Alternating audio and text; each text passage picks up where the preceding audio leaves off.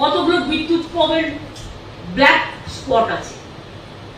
যদি একটা data collection করেন তাহলে দেখবেন বিদ্যুৎটা পড়ে যে লোক মারা যায় এটা কিন্তু সব জায়গায় নয়, সব জায়গায় হয়তো একটা দুটো হয়, কিন্তু কতগুলো ব্ল্যাক স্পট আছে। যেমন উলুবেরিয়ার দিকটা একটা ব্ল্যাক স্পট আছে। যখন বিদ্যুৎ পড়ে বিদ্যুৎ চমকে 7-8 জন মারা যায় একসাথে।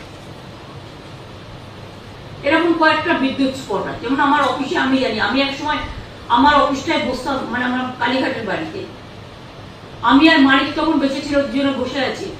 হঠাৎ দেখি একটা বিদ্যুতের এসে টেলিফোনের উপর দিয়ে চলে গেল।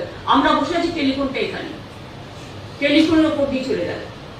অর্থাৎ ওখানে একটা আছে স্পট যেটা সঙ্গে সঙ্গে টোটালটাকে ড্যামেজ করে দিয়ে চলে গেল, বাট লাইফটা সেভ হয়ে গেল। সুতরাং আমি আমার ওখানে যারা ডিউটি করে পুলিশের সবসময় বলি সেক্টরে যাও, তোমাদের ঘর তৈরি করে দেওয়া হচ্ছে, তোমরা সেক্টরে যাও, এইভাবে রিস্ক নেওয়ার কোনো দরকার নেই। আমাদের মুখ্যমন্ত্রী তো তাকে অত্যন্ত সম্মান করি, তার ব্রেন মানে অত্যন্ত শার্প ব্রেন, এরকম সংজ্ঞা তার কাছ থেকেই একমাত্র পাওয়া যায়। তার ঘরের মধ্যে বিদ্যুৎ মাঝে ঢুকে যায়।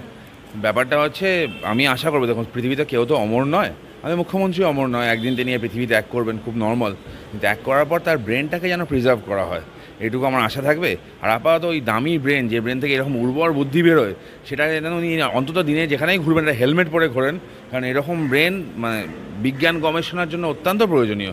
এরকম ব্রেন থেকে আগামী দিনে অনেক কিছু বেরোবে, আমরা জানতে চাই, তো প্রিজার্ভ করা উচিত।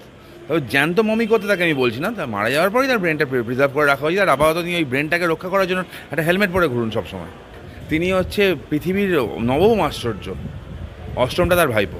আমি বলেছেন উনি বিদ্যুৎ দেখেছেন, বিদ্যুৎ বাড়ির মধ্যে ঢোকে, একটু নক টক করে, মাঝে মাঝে বলে মনে হয় চাটা খাবো, চাটা খেয়ে ফোন দিয়ে বেরিয়ে যায়। এগুলো বিদ্যুতের সাথে তার সক্ষতা, এটা আপনি মানে ইলেকট্রিফাইং ব্যাপার স্যাপার, এগুলো নিয়ে আমাদের মতো সাধারণ মানুষদের বক্তব্য করাটাই উচিত নয়।